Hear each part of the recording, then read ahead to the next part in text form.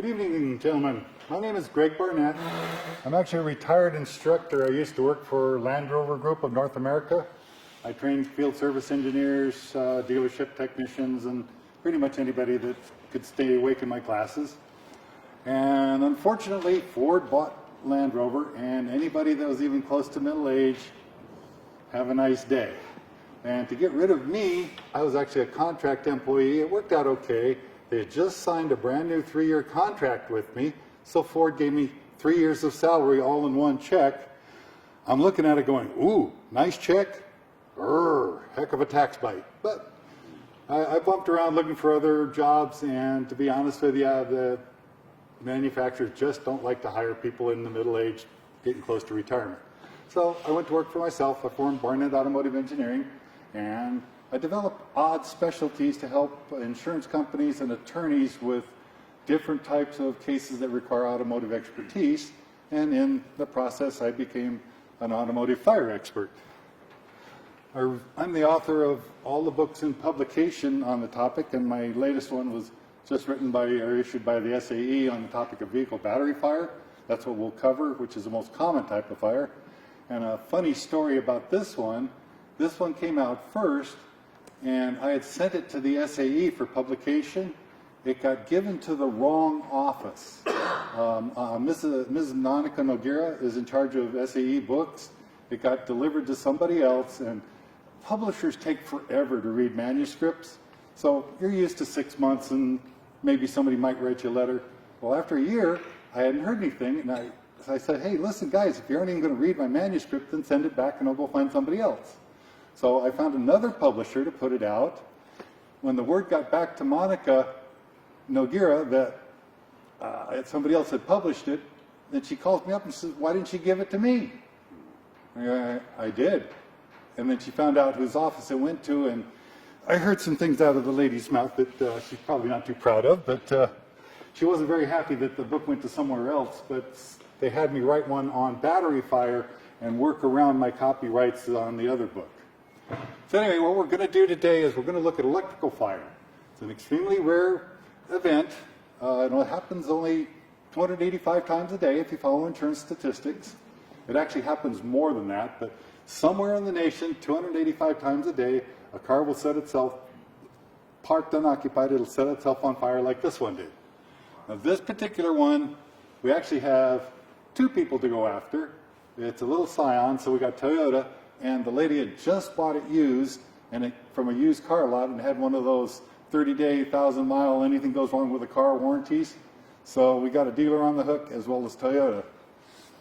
So anyway, the lady works a landscaping business, and she had just pulled in, went in the office, and about 10 minutes later, the guys are out, bam, bam, bam, bam, bam, car's on fire, and this is what they came out to.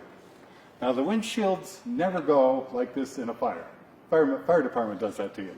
But now if you look at the burn pattern, we see how we have a little bit more over here on the left side of the car. Now when you first do your inspections, there's a group called NFPA, the National Fire Protection Association.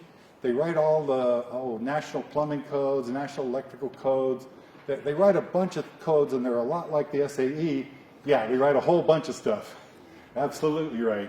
They stick their nose in everything, even propane tanks. They've got publications on every topic you could imagine.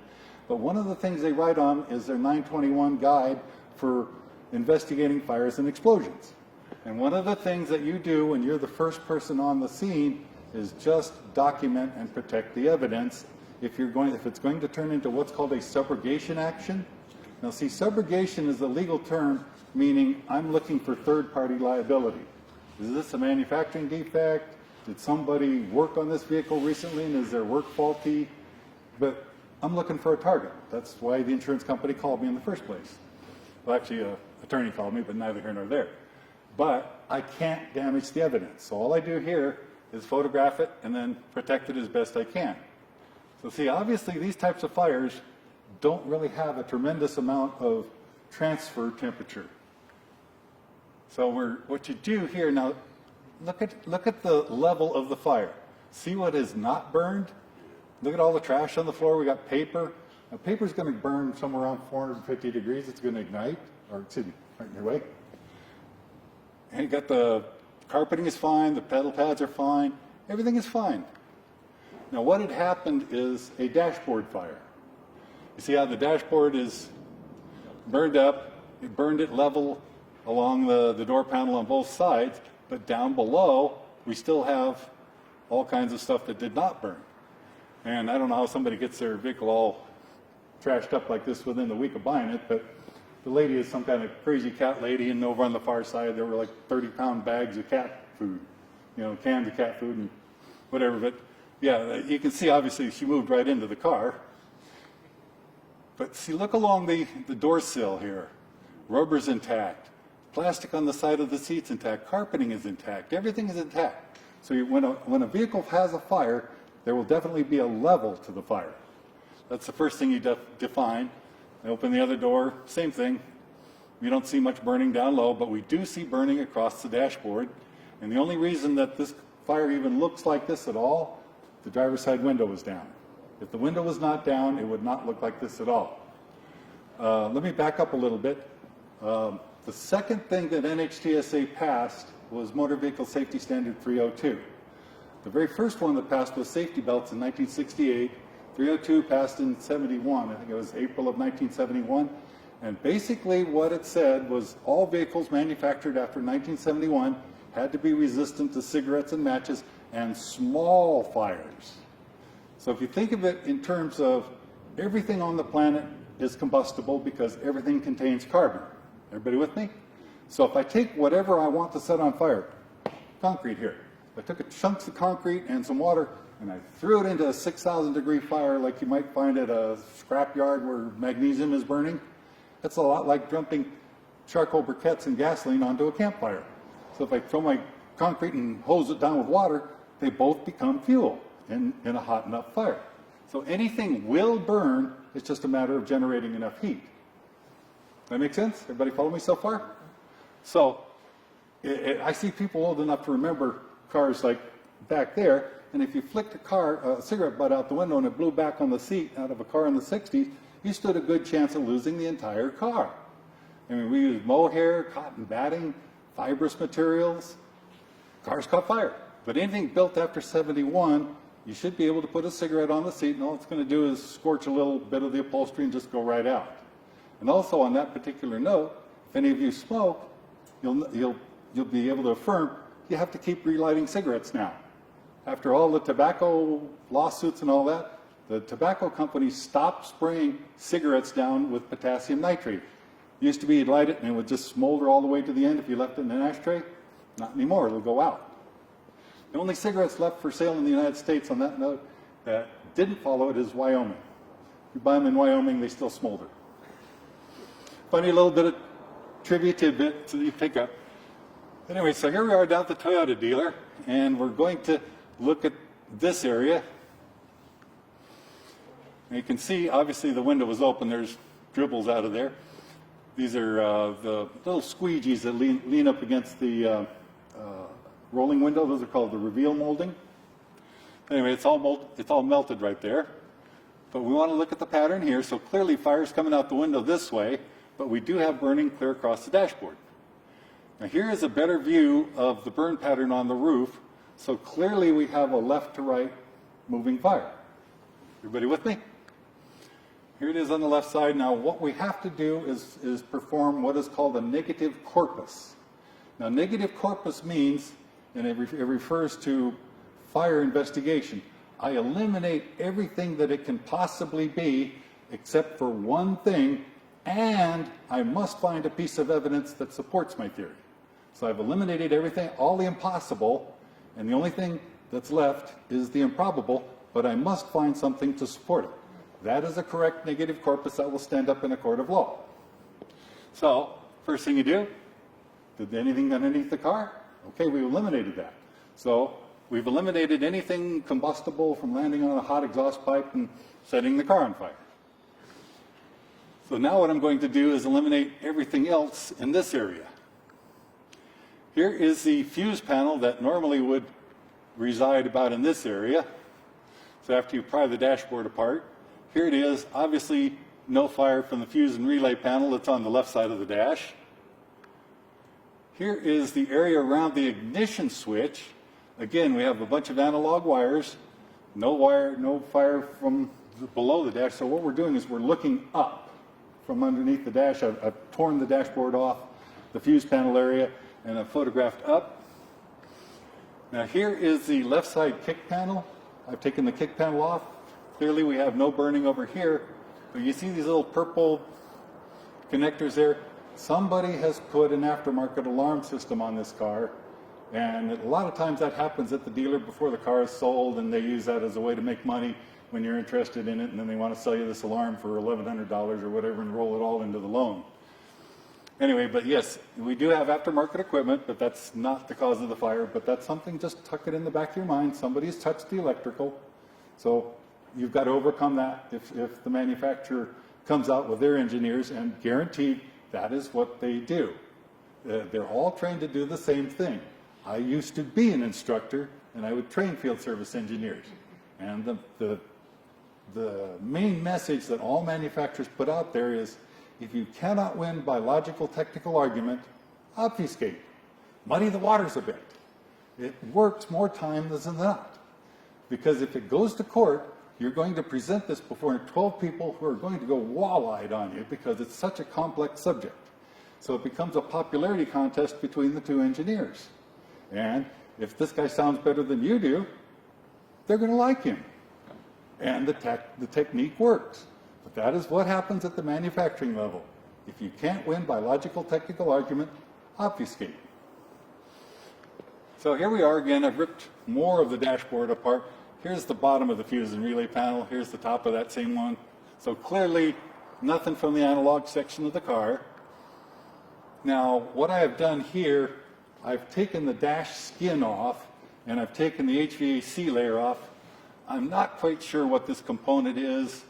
Normally if I'm going to do a full analysis on it, I'll go to a component locator, determine what it is, what that component does, et cetera, but we can clearly see it is not the culprit, and what we want to be looking at is down in this area. See how we have some insulation left here, we have some insulation left here, we're losing insulation down in here. So we have insulation up here, but something happened down in here. So here's what you do. This was the main primary failed part, is you begin pulling the connectors out of their bays, ran into one that wouldn't come loose, ran into one that's melted completely, and we have a little burn back right here on the wires. Here's a close-up view of the same thing. See, we have insulation intact right here. We have a burn back right there. That was the culprit. This is what started the fire. So do you see what I did? We raised the vehicle up, nothing from underneath. Engine compartment, same story, second verse. We know it's a dashboard fire, and so we start from the bottom, we eliminate that, I pull the skin loose, and I begin working my way down to the primary failed part. Now I'm standing on the Rock of Gibraltar, should anybody wish to take this to court. Simple. There's a science to it, very much so. Now here's what it should look like. I must have 100 pictures of different cars that look exactly like this if the windows are rolled up. Now see, this is what happens to cars. You're asleep, you're at work, whatever, you go out to get in the car and you're like, what happened to my car? And essentially what happens is the battery has enough energy in it to begin a fire, but it's not hot enough to shatter the windows, so there's no oxygen to feed the fire, and it just goes back out because of 302. Now, let me take it a step further. SAE wrote J369, which has been revisited 3 separate times, where FMVSS 302 has never been revisited. So as plastics became more and more complex and they become compounded polymerics and they become nanocomposites, then it's been addressed by SAE, and there's a class of plastics which this car is made of called self-extinguishing, no burn rate. Anybody see any flaming combustion in this thing? No, it just got hot. Battery ran out of energy, and it just simply went back out, because what these plastics do is they outgas oxides of nitrogen, and it chokes the flame out. Windows up, you don't have enough oxygen to feed the flames. Now this one was fairly easy to find. That was the power socket fuse. Now this is the power distribution module that's over in the left side of the engine compartment. That was a Cadillac Escalade, by the way. And obviously it generated quite a bit of heat, it burnt the lid. So you see, it's fairly easy. All it takes is a little bit of experience, and you could do it too. And if any of you guys find yourself in the same position, it's not a bad gig. I can't complain. I ran into my old boss. You know how it is in the manufacturing world. They fire everybody. They keep one guy that knows the product the best, and they have him train all the new people, and then they fire him. That's the way manufacturers buy everybody out. Bring in the new crew, the new policies and procedures, and coincidentally, the new pay scale. But yeah, I ran into my old boss, and poor guy went from being a regional manager at Land Rover to a area rep for Volvo. I met him over at Cerritos Auto Square when there was a Volvo dealer there, and I looked at him and go, Eric. He sticks his hand out. Oh, Greg, sorry about that. No hard feelings. They used me to fire you guys, and they fired me. And that's what happens. And I looked at him and going, oh, how the mighty have fallen. Because area rep is a beginning position right fresh out of college. Anyway, moving on. Here we have a Lexus. Now this is a Lexus Hybrid. And you can clearly see our fire pattern is going to be at the back of the engine compartment. Now what happened on this particular vehicle, the lady pulls into her condo, goes into the house, comes out 10 minutes later, gets something from the car, sees the engine compartment on fire. See, these are the fires that are most easily solvable, is where somebody witnessed where the fire came from. So she gets the fire out. Fire departments usually arrive in about 10-15 minutes. Now see, this is actually a normal burn pattern for a fire that starts at the back of an engine. See how that first one had the whole windshield is gone? Yeah, normally you'll just see a little piece of the window gone, but I'll explain why this one burned up so badly in a little bit. But yeah, clearly we had a fire at the back of the engine, so we have to first got to find our area of origin. Now, some of these guys like to use these things. They're called power rods. It's like looks like a tape measure. You just pull it out. It's 6 foot long.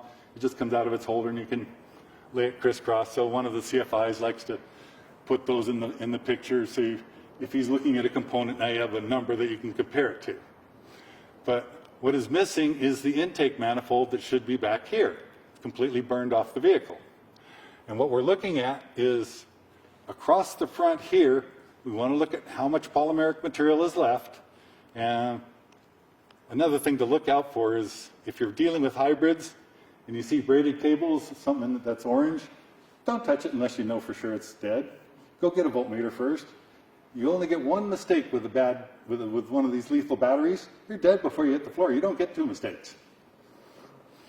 So anyway, let's look at the car. Here we are in the right front corner. A lot of polymerics, a lot of rubber there. So clearly our area of origin's not over here. Same with the metal of the vehicle. Here we are at the back. The intake manifold is completely gone. Now they're made of plastic, so there's a question in your mind going, what burned up my intake manifold? What caused that big piece of plastic to go away? Because anything under the hood of a car is in the ABS category. It's going to be in a acrylonitrile class of plastics, because the average temperature of an engine compartment is between 250 and 300 degrees on a 70-degree day. So you've got to have plastics that will put up with 300 degrees temperature and not degrade. So everything in an engine compartment is pretty tough to begin with, but the whole intake manifold is gone. So we've got to answer that question. Now here we are over at the inverter section, and we're looking at the polymerics here. That used to be the air cleaner over there. There's a power module that used to be over in this corner. It's gone too. Here we are at the front of the engine, and here's the exhaust right here. You can see quite a bit of polymeric material remaining. Now here, this is actually a fairly common fire as a fan fire, but it did not occur in this case because the radiator's still there. Almost universally, if you have a fan fire, fan controllers tend to have a wire that's hot all the time, regardless of the position of the key. So a lot of times the fan controller will catch fire, or if the engine is running. If you get any motor that starts to drag its armature, an electric motor is nothing more than a dead short until the armature begins to move. Something starts dragging it, that circuit is going to heat up. So, but obviously that's not what happened here. We have plenty of material. Our radiator's still there. So we're eliminating things at this point. Now this device here is a pressure reservoir for an electric power brake system. So elsewhere in the system, this is a hybrid, it's going to have a hydraulic motor. Usually they use the ABS motor, but it fills this reservoir with 2,250 pounds of brake fluid and pressure. So it's full of fluid and pressure, and it feeds the system through that pipe. Here is our area of origin here. Now what we're looking at is a mistake in manufacturing. What this wire is here that droops up over, that actually routes to the back where the battery is in the trunk, and the 12 volt to feed the power distribution module runs underneath the vehicle. And you notice how this has a male-female connector on the end of it? That is one of the things that you really should avoid, because when you have a female connector and you've got a metal blade plugged into it and a lot of heat begins to hit it, the female part begins to relax. And what's that old saying? Loose wires start fires? Yeah.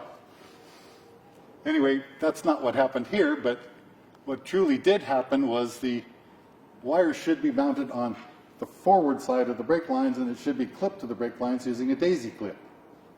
So this was just a mistake in manufacturing where somebody who was putting it together routed the wire in the wrong place. Let's look at it a little bit closer. Now here are some of the signs of high electrical heat. You're going to see a ruddy red discoloration of the wire. You're going to see fraying of the strands. And if we were to take that and look at it under a microscope, we'll actually see melted points where the electricity got hot enough and it just melted the wire. But our actual area of origin is right here. We'll look at that in a second. But you can see how it's burnt the galvanizing off the brake line. Here's a different view of the same thing. You can see how it's drooped up over the brake lines. Here's another closer view. Wish we had a little bit better color, but you can see how the strands have become disorganized. You got ruddy red discoloration. Clearly, we had a high resistance short to ground. See, if it was a dead short where it's just bare wire touching ground, I'm going to create an arc beat. If I have a resistive short to ground, I'm going to create heat. So was that a high voltage cable? No, this is 12 volts. 12 volts? Yeah, this feeds the everything else in the vehicle, and it went over to the power distribution module, which isn't there anymore. It was in the left front corner of the engine compartment. But yeah, this would have been the main lead that would go to the outside of the power distribution module. And why they put that male-female thing right there in the middle, oh, I know why they did it, because it makes it easy to assemble. But if there's something ever fails on this side of the power distribution module, that male-female connector is going to start to loosen, and yeah, you've got a fire hazard on your hands. But on that particular note, a design defect is extremely tough to prove in court. Manufacturers know that.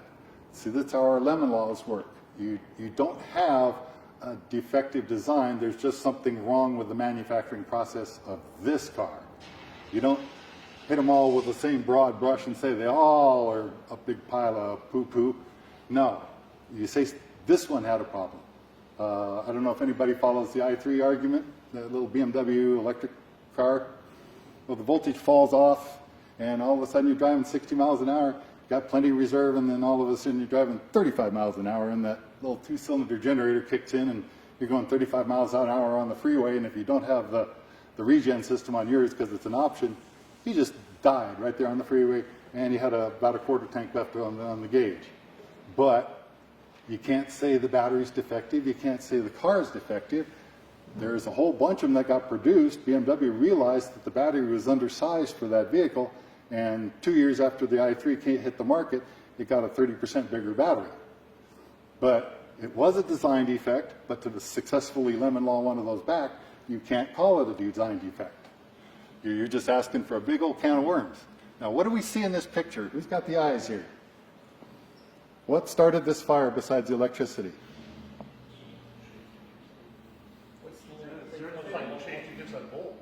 A hole. See the hole in the brake line? So what has happened is our 12 volt positive, which is unfused from the battery, got pinched behind it, and it heated it up until that 2,200 pounds of brake fluid pressure finally ruptured it, and it spat brake fluid all over the intake manifold, and that's why the intake manifold's not there anymore. That was what Make was burning sense? was the hydraulic fluid. Yeah, see how the lips of the hole are bulged outwards? Yeah. So, there you go. There's the money shot. And, of course, Lexus since... Do you think there was a weakness in the line originally, or why did it bust? Oh, actually, it just... to explain brake lines to you, if nobody has ever explained it to you, they are double-walled.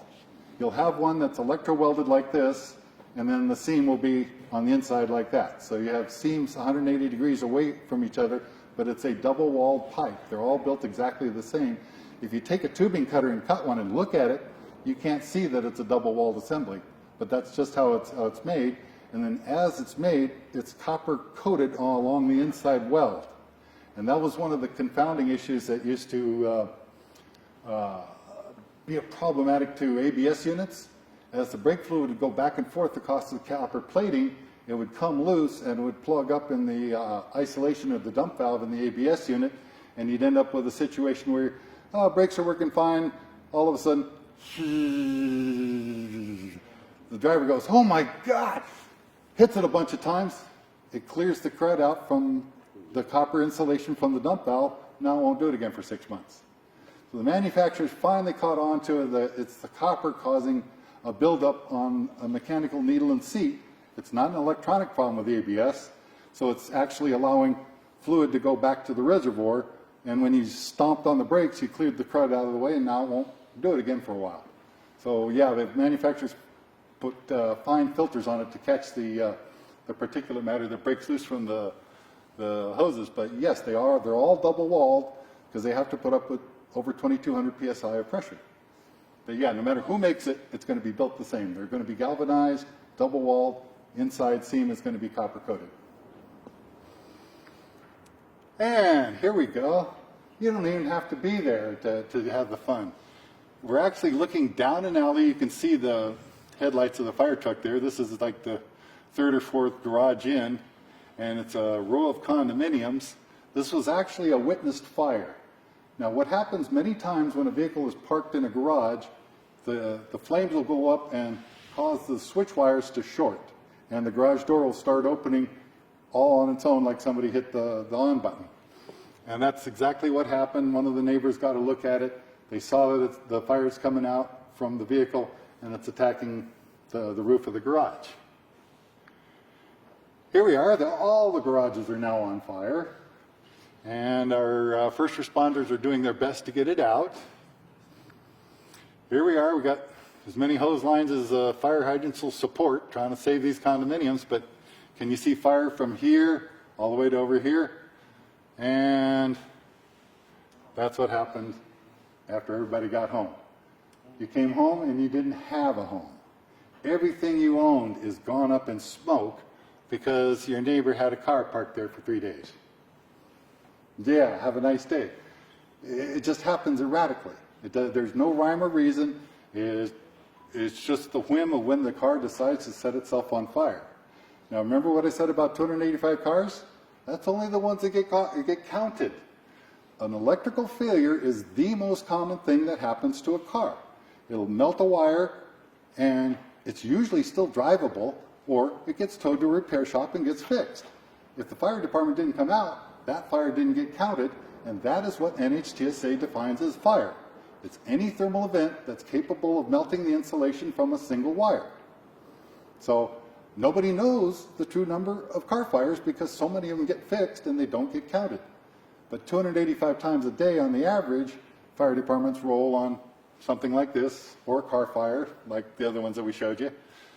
Anyway, let's have a look at this. So obviously we have a car that's been parked for 3 days. It's cold, it's off, and we're looking for an electrical failure. Now here, the battery is over here off the picture, and you see this greenish coating on what was the battery cable.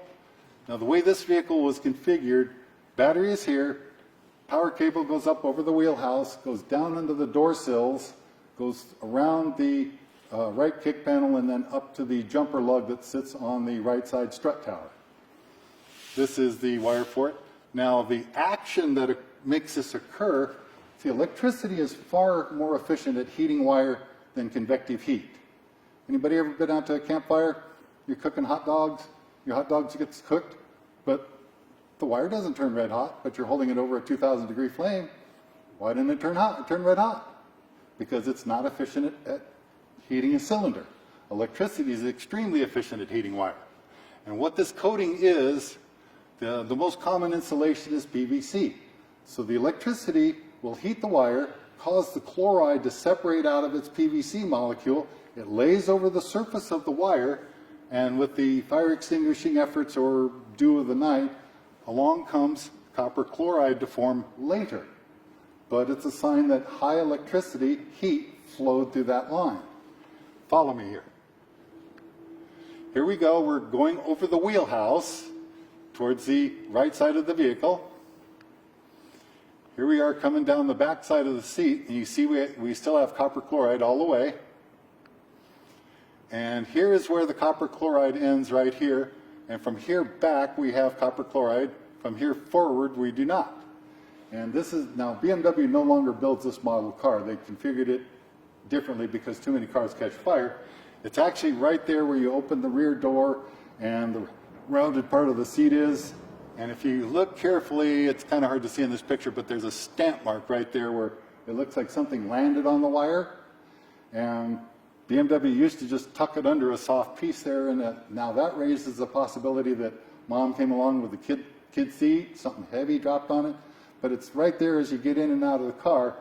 So BMW figured, well, after we burn down enough people's houses, that's not a good way to configure vehicles anymore, so they did away with this design.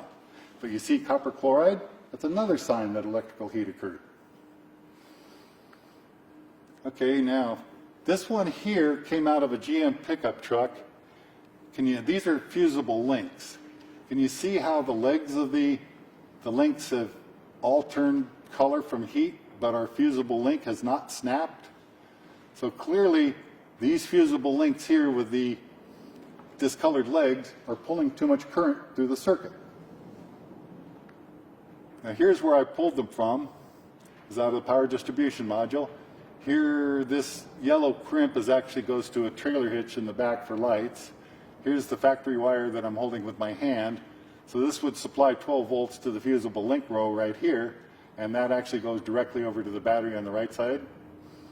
And it got so hot, it melted the battery terminal. Guy's driving along, not pulling a trailer, and for whatever reason, whatever these circuits power, it generated so much heat, it melted the lugs, engine quits, no power steering, no power brakes, guy runs over, runs off the road, truck rolls over, but that can't possibly happen because of a rollover. It's melted. That's heat. Funny things happen in the automotive world when you start looking at fire. And trust me, this is an excellent gig. I won't say what I make, but it's well into 6 figures, and I make far more than my boss used to.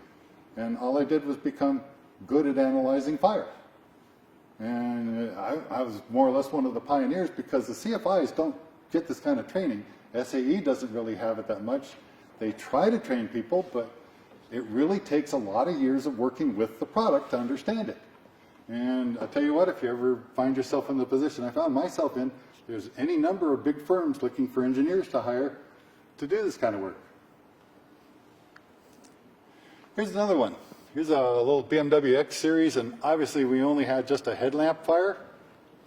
So this one's fairly easy to analyze. Let's see what went wrong with the headlamp. Here we see the core support. That was the windshield washer reservoir. This is our power steering, our power module. Obviously everybody's a victim of convective heat here. Here I took the lid off. Clearly it just got scorched. Fire did not come from inside the module. Now I've removed the headlamp at this point. Here's the connector for it. It's sitting on the workbench. And here we have the 2 connectors that pushed over the light bulb right here, the 2 terminals. And we have signs of high electrical heat on one of them, don't we? Loose wires start fires. There again, we have that female connector that just began loosening due to vibration and the draw from one of those high discharge lamps, and it just simply loosened up and set itself on fire. But now here is what I was talking about. the self-extinguishing no burn rate plastics. BMW loves these things. They build the whole cars out of them.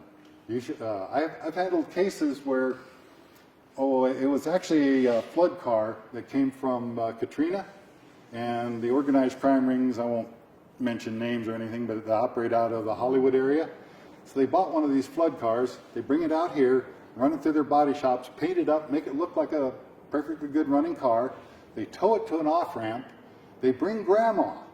Had an 85-year-old woman out there on the roadside.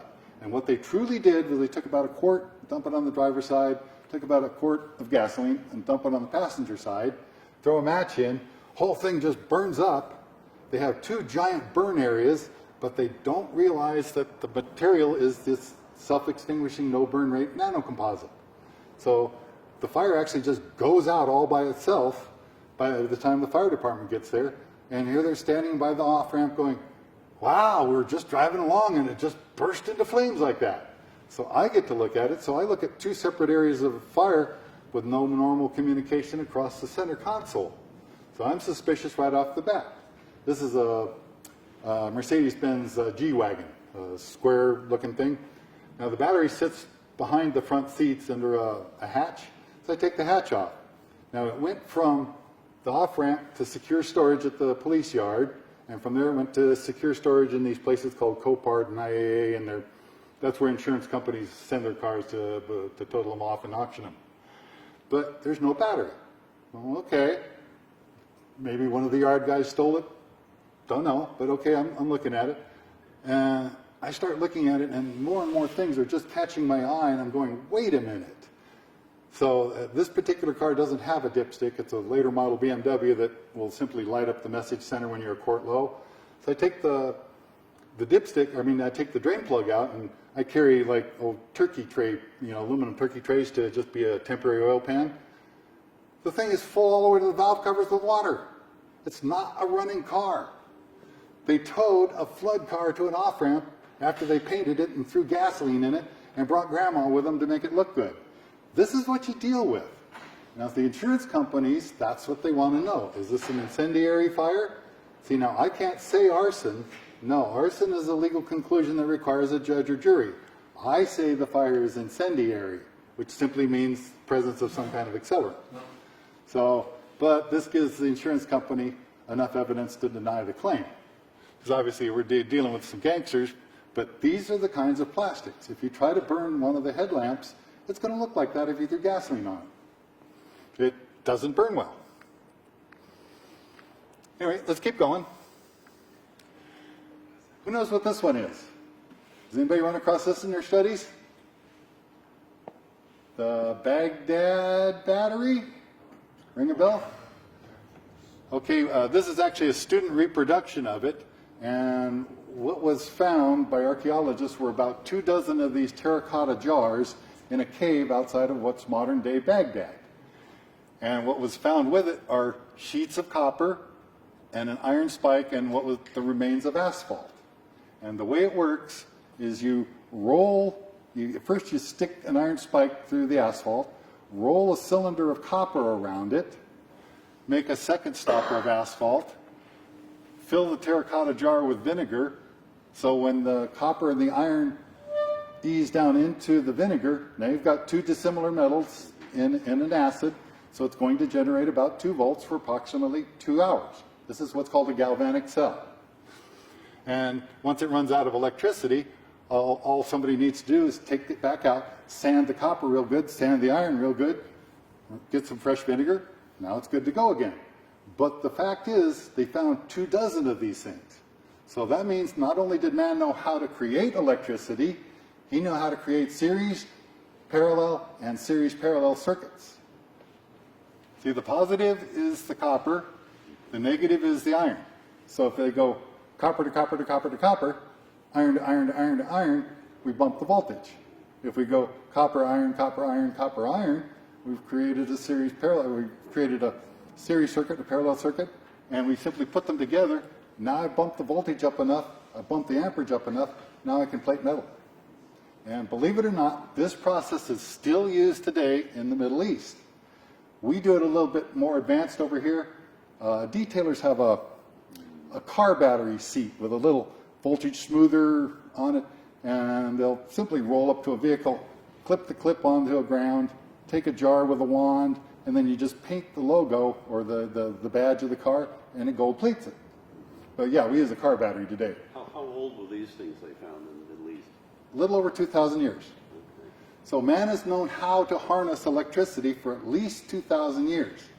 Now, when I was researching my book, I also ran into writings in Sanskrit, which was one of those Pan-Asian languages, and it was describing a battery made from sulfated mercury, copper, and wet sawdust. And it would produce a little over, not quite 3 volts. And student reproductions of it has produced it, but that dates 5,000 years ago. So man has known about it, or at least we found writings of it, but we actually found working batteries, galvanic cells, in a cave outside of Baghdad to prove that man knew how to make electricity. Interesting, eh? Now everybody's familiar with battery construction? Okay, this is standard flooded cell. So for those of us that don't remember, okay, you're going to have a positive plate. Now what's going to be covering the positive plate is lead oxide. You're going to have a separator, negative, separator, positive, separator. And essentially what happens is you build all the negatives together on one gather, you build all the positives on another gather, comes out of the casing, and we have a battery. And each cell produces 2.1 volts. So this unit, when it's fully charged, will develop 12.6 volts. All you have to do is hit the starter for a couple of seconds and it'll pull that 0.6 right off and give you a working voltage of 12. It's simply called a surface charge. Anybody know why the lead acid battery is still used by manufacturers? Any takers? No. It is designed to deliver deep surge currents. There's nothing efficient about a lead acid battery. It's heavy, but it's a safe battery. See, a lithium ion battery, if I poke a hole in it, you got a fireworks show on your hands. You poke a hole in one of these, it just stops being a battery. But what it's capable of doing, a standard, say, 650 amp hour battery is capable of producing about 1,200 amps for a very brief period of time, but it can reach down into its chemistry and say, give me 1,200 amps. How much is 1,200 amps? Power drop to 5 average houses? 200 amp drop to a modern house that has electric oven, AC? So yeah, 1,200 amps is a lot of electricity. You can weld quarter-inch plate very adequately with 125 amps. Anyway, standard design. Now here's the other design that's used by manufacturers called an absorbent glass mat. And it's a little bit different. It's constructed virtually the same. We have plate packs, but there are going to be more plates per cell, and each plate is going to be encircled with what's called a microfleece. So the microfleece is soaked in acid, and they are mechanically pushed together and pushed down, and it's held tight together by the sides of the battery casing. Now, one of the peculiarities, now it's not every battery, but on the end of the casing right here, if you ran your hand on it, you'll feel it bulge. And that's from the mechanical pushing of the plates into it. Not every battery is that way. Some of them make a real heavy casing and it stays flat. So if you felt an AGM battery and it has a rounded end, not to worry. It was probably manufactured that way. Lead acid battery with bulged ends means it's been overcharged. But anyway, that's an AGM battery. These batteries do not explode. They do not generate enough hydrogen under a thermal event to cause an explosion. They'll just simply burn up and stop producing electricity. But our other buddy right here, absolutely, they'll explode like crazy. You create an event where it's boiling the electrolyte, you've captured a bunch of hydrogen in the top of the battery. As soon as something gets hot enough to ignite the hydrogen, boom. And it can explode with quite some force. Now these kinds of batteries, these are the ones that I was telling you about where you only get one mistake, after that you're dead. This is a 72 volt battery, and these will be used in like yard tugs, electric buses, electric forklifts, things like that. General Electric manufactures what's called a silicon controlled rectifier board, which will give you, now GE's patents ran out back in the 90s. Among other things, I'm also a certified technician from General Electric on silicon-controlled rectifier boards. But what they will give you is finite DC motor control. You can engage it and make that forklift creep 1/4 of an inch an hour up to 10 miles an hour. So it'll give you excellent control, but now you see where the battery lugs are leaning over the side. They make it hard where you'd have to reach this one, have to reach this one, but if you touch either one of those things, you're dead before you hit the ground. The only master technicians and very highly trained engineers are allowed anywhere near this type of equipment because you can kill yourself. Hybrids are the same thing, only it's a higher platform. The biggest bad boy on the market right now as far as wattage is Tesla. I think they have 37 watt-hour batteries, their new big one. And I think on the, these guys here, they only run on 24, 36, 48, and 72 volt are the only platforms there. But yeah, Toyota has the highest voltage at 550 volts coming out of their hybrid battery. But yeah, these guys here, buses, electric forklifts, yard tugs, slow-moving equipment, but you need finite control. This would not be adequate for a hybrid. And besides, motors on hybrids are AC motors anyway. Yeah, does anybody remember the Ford cruise control deceleration switch fiasco? Yeah, how many hundreds of thousands of cars got set on fire because of this design? Here is one of the master cylinders that had it. Can you see the cracks here in the threaded boss where the cruise control deceleration switch sits? Can you see down inside there where some of the aluminum has started to transfer off onto the flare fitting? There's the switch that came out of the hole. Can you see how the aluminum has begun transferring onto the threads there, yet we still have the plastic up here? Now the reason my evidence is in such good shape was this was in a truck. It happened to belong to a Hispanic family. They're sitting on the porch. All of a sudden, smoke starts coming out from under the truck, and oh my goodness, we go get the hose, and they put the fire out right away. That's how come the fire evidence is in such good shape.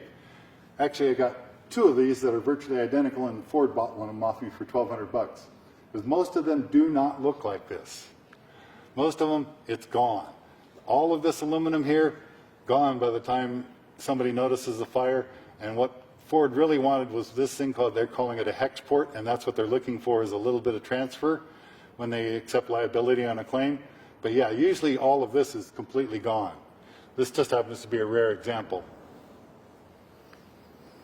Okay, now here's another thing to look at when you have an electrical fire. Here is the lead oxide of a battery. There's the separator. And can you see the grid pattern through the lead oxide?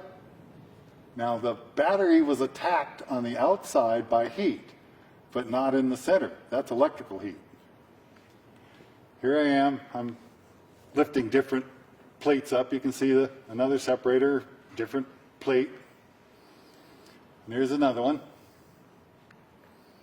Here I am pulling the separator back. You can see each one of them had a whole bunch of electricity being drawn up its plate, and it overheated the grid in the process. Here's a different battery. You see the same thing? I pulled the separator back. Now look right there, and you can see the lug is missing. So the steel clamp that goes around the battery lug is there, but the lead has gotten so hot it melted away. Here's another example of the same thing. This is lug shrinkage. This is another sign that you had a high electric or a high amperage event occur. Now here's an example of what happens to wire when electricity overpowers it. You start getting a disorganization to the strand bundles, turns a reddish red discoloration. Now this is slightly different here. This was a bundle of wire on a Ford pickup truck that used a power steering pump to power the power brakes, and the bundle of wires actually ran above it. So what you're looking at here is copper that has been attacked by an accelerant. So if electricity did not cause it to heat up and it got hit by convective heat, it's going to look like beads of sweat on your forehead. Simple.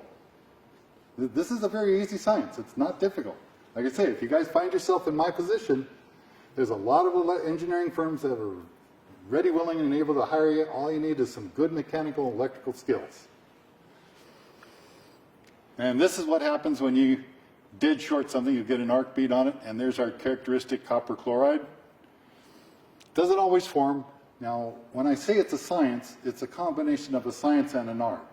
It's not, no rule is going to be hard and fast. Say, for example, a rule of thumb, if you're dealing with alternators, if you see the battery lug and it's a 5/16 thread or an 8mm thread, it's generally more than a 100 amp alternator. However, I've been corrected by an associate on the SAE chat room who bought my book, and he worked for Borg Warner, and they're producing 7 and 9 phase alternators using 6mm bolts, and they produce 200 amps. So, okay, there goes my rule of thumb out the window. But yes, so characteristically, sometimes you'll see that copper chloride, that's a sign, but an arc bead is always a sign that a dead short occurred. And here's a battery that blew up. I gathered up all the cells out of it, put it on the trunk. You can see how each cell grouping. Now this was a brand spanking new battery about 6 hours after they had it installed at whatever shop they bought it. The guys at home and neighbor came running over, hey, your garage is on fire. So this is what I pull up. Now this, I don't know how many of you are familiar with Ford products, but Ford for many years ran batteries in the right front corner, positive and negative cable come together in the same conduit, go to the back of the engine, the positive goes to the solenoid of the starter, the negative goes to the engine block. But you ran the positive and negative down the same cable. Now, what happens in Midwest in places where they get freezing? Do we put salt on the roads? And does road grime conduct electricity? Yes. Yes, it very much does. And this is what happened. This is only a couple of inches down inside where what used to be the where the two positive and negative cables went together. And when we look at it, you can see obviously it overheated. But if we put this under a microscope, we'll see a lot of melting there as it burned and pulled itself apart as the battery exploded. Now, What year car was that? oh, this was 04. I want to say a sedan. Yeah, some of these, yeah. Well, manufacturers, they tend to figure out that they had nailed their foot to the floor when they set so many houses on fire, and they put a different design on it. Now, you have to bear in mind, manufacturers are going to fight this 100%. They are going to do things you would not believe the fight that they put up. If you can't win by logical, technical argument, obfuscate. Anyway, here, now look at my high quality Radio Shack meter here. I've got the positive on one side of the battery, and I've got the negative right there on the casing. But I got a voltage reading right through the crud. Road grime conducts electricity. This is one of the sources of feedback that plagues manufacturers' electronics. You're going to get, I mean, everybody understands DC circuits. I got negative over here, so my electrons are going to flow over to the positive side. I'm going to be carrying anions and electrons all the way to this part of the circuit. As the cations went to the positive plate, everything but the cation gets stripped off and left in the lead oxide. The cation begins flowing up because of the electrons to my motor, my light, whatever it is. And yes, I'm going to find some cations over here in this part of the circuit, yes, but not many. I'm going to find some anions on the circuit, but not many. Not enough to generate heat. But that's the nature of electricity, and when you throw feedback into it, it's suffering as it is with analog devices. So when you put electronics in together with analog devices, you have to have filtering within it because the battery itself is a problem. And this is one of the things you teach technicians. Wipe the battery down every time it comes into your stall, please. It's one of the reasons why electronics mess up on you. Now here is a battery that exploded, and I'll show you the force that sometimes, the battery's right here. Now this is not an accidental failure. This one, the guy took he's behind on finances, took his car way out in the desert. Looks like he did like a 20-gallon splash and dash on it. I mean, this thing is roasted. But anyway, look at one of the plates over there. It impaled itself on one of the brake lights, and the battery's clear over here. Now you can see the curling that occurs. So yeah, when you short one of these batteries out and it generates a lot of hydrogen, it will create a very big explosion. Here's the end cap of the battery, and it blew the plates off so bad that they bent over the side of the motor. There's the one that got impaled on the brake lines. So clearly this thing went kabam and spat plates everywhere. There's the piece that was stuck to the motor. Here's what's left of the casing after I dug it out. You can see how plates are all twisted up in it. And there's what I've gathered and put it all on the trunk. You can see how badly beat up the plates are. So this is a pretty good explosion. Now here's something you don't see very often. This was not a manufacturing defect. This was actually a technician made a boo-boo. What we're looking at are the wires that pass through the gooseneck from, for a door, and it goes in to serve the window module, door locks, and everything. What the technician had done, they actually had to take it off, the door panel off twice, and the way this particular Toyota comes in and it snaps in two places to hold it so that the window can go up and down and not pinch the wires. Well, the technician pulled the snaps loose and he didn't put them back. And what he did was he pulled a little extra through the gooseneck so it's nice and tight now, so he could move the door panel out of the way and work on it. Well, he didn't pull them back going the other way, and he didn't snap the snaps back into place. And what we ended up with was a pinch right between the door and door jamb. Here you can see where the wires got pinched. Now here's the gooseneck itself. That's the part that goes inside the door. And now I've cut it open. You see the little melted spot right there? Sign of electrical heat. See a little bit closer, just a tiny bit of electrical heat there. And that's what set the unit on fire. There's the entirety of the wire. I cut it there and pulled the rest of it out of the door. But those are the two little snaps that the technician did not put back into place, and he pulled the wiring a little too tight. Okay, here we got one here. Now,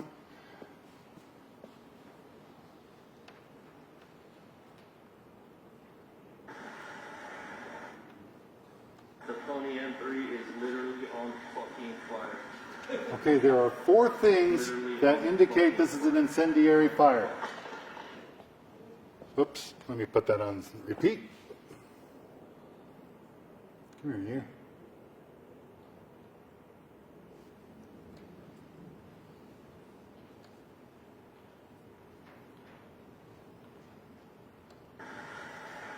The Pony Okay, M3 is number 1. on fucking fire. It's out in the middle of nowhere. Did we see that? Literally on fucking fire. Watch it again. It'll repeat. Okay. Do we see houses? Literally on fucking We see a fire. We see a freeway way over there. Nothing in the foreground. Nothing anywhere in the camera angle. So we're out in the middle of nowhere. That's a sign. That's one sign. Okay. What's number 2? It's literally on fucking fire. Too much fire. Now the guy's story was he smelled a little smoke, pulled over, put the hood up, and the thing is just roared into fire, and he ran 50 foot away, and that's what he turned around and photographed with his camera. Now, actually what I did was I took this off his Facebook page. So, now, can anybody tell me how you're going to get the hood up and not burn your belt buckle off? There's too much fire. This is not what engine compartment fires look like at all. So, third thing. What's the third thing? The Pony M3 is literally on Anybody? fucking fire.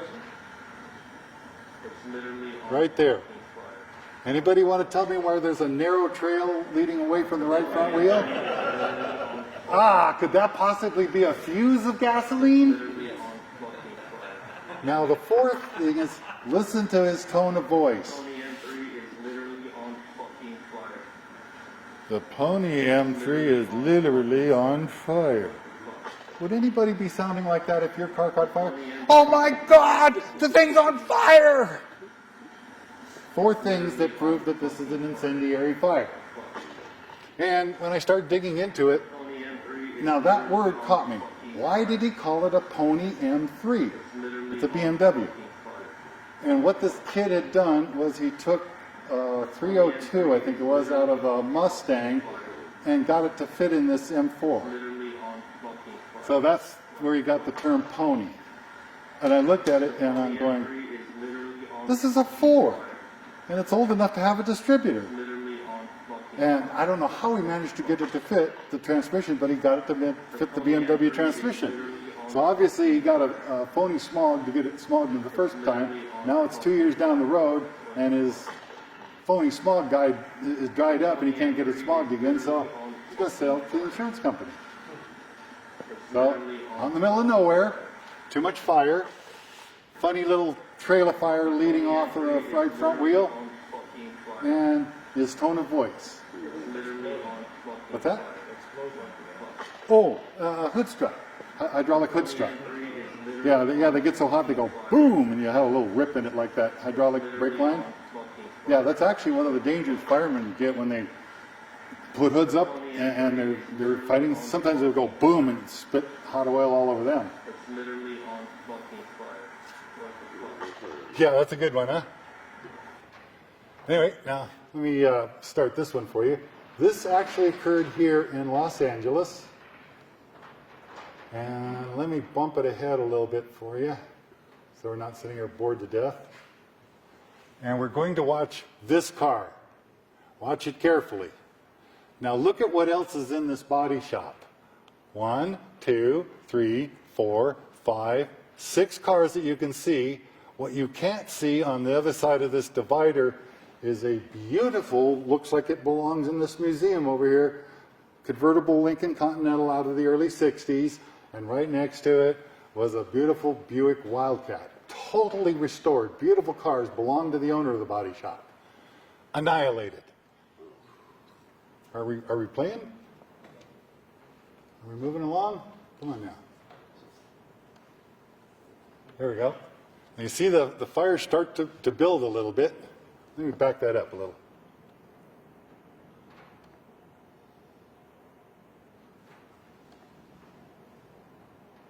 Are we playing?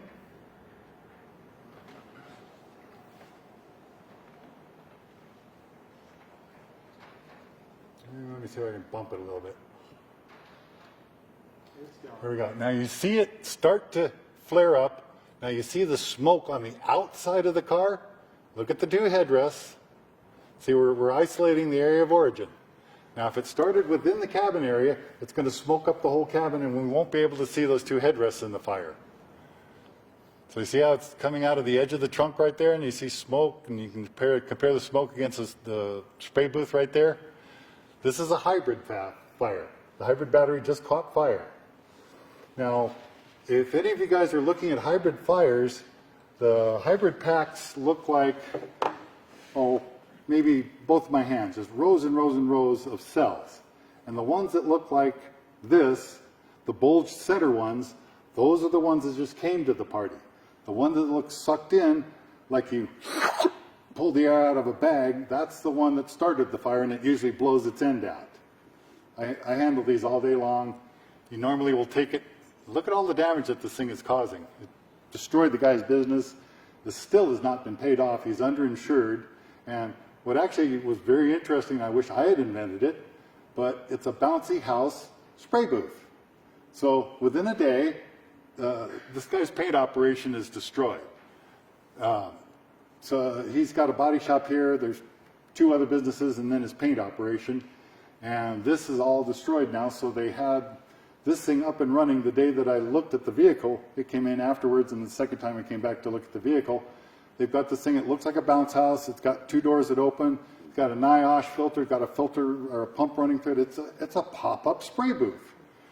If I had that idea, I wouldn't be here. I'd be sipping tea or beer or something off my porch, enjoying the view.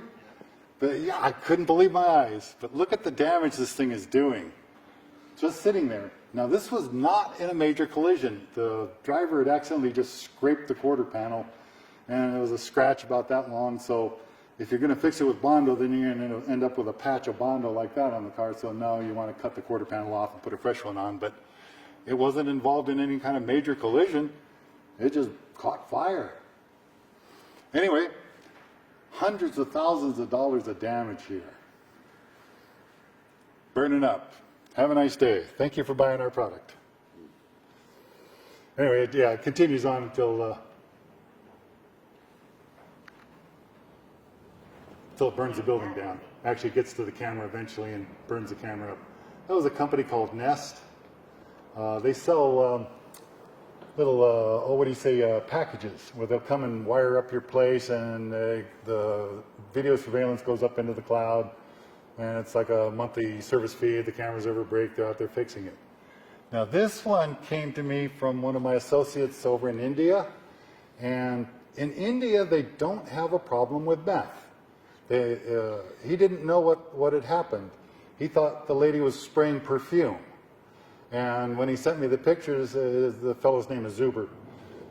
He sent me the pictures after he sent me this video. This was taken from a surveillance camera. And I go, Zuber, this is a rolling meth lab. And I get back from the email, what's meth? And so I end up explaining it to him. And he says, you have a problem with that over there? And I go, what, you guys don't?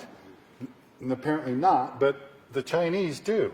And this is in their version of a Chinatown here. Let's watch it. So what's actually happening here, you got a guy and a girl, they're doing the one jar method. I'm not sure exactly what the chemicals are involved. But yeah, did you see it go poof? But yeah, they take and shake it up, let the pressure off, shake it up, let the pressure off, and then they pour the stuff through coffee filters and scrape it off, and that becomes the meth. Anyway, that's what they're doing with this thing. And they burnt themselves up in the process. So this is my last clip. So anyway, you can see for yourself. Let me put this one on repeat.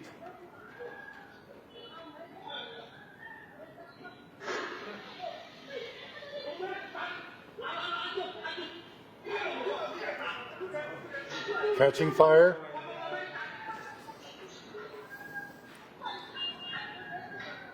Yeah, now watch what this other character does.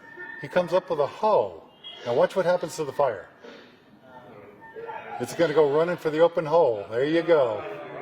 Have a nice day. People don't understand the physics of fire. Yeah, let me start that over again so you can see the poof.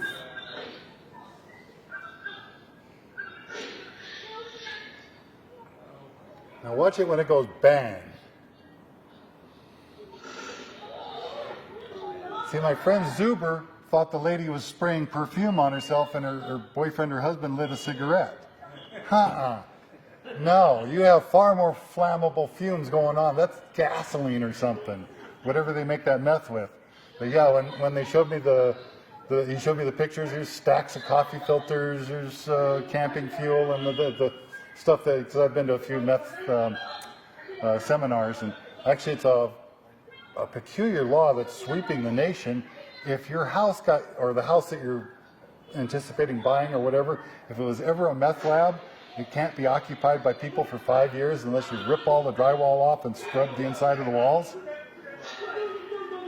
Anyway, a couple of meth heads are down from this one. Anyway, that's the end of my presentation here, folks. It's a very unique area, and like I say, if you ever find yourself in the same position I found myself in, there's a number of engineering firms looking for fire investigators, and they'll hire you just like that. Thank you, Greg. You're welcome. So we have, thank you again. We have a few more minutes here at the museum. Anybody have any questions? Oh, I'm sorry. Anybody got some stories to share? How about some outrageous lies? Nothing? Okay, I'll turn it over to Adam. Sorry, no, I should turn it back to you for the Q&A part. Oh, yes, sir. You know, on disc brakes, sometimes they have what they call a splash shield, which is to keep water from splashing up on the rotor. Right. Okay. So on my car, what do you call it? The thing Caliper? that activates it. Caliper.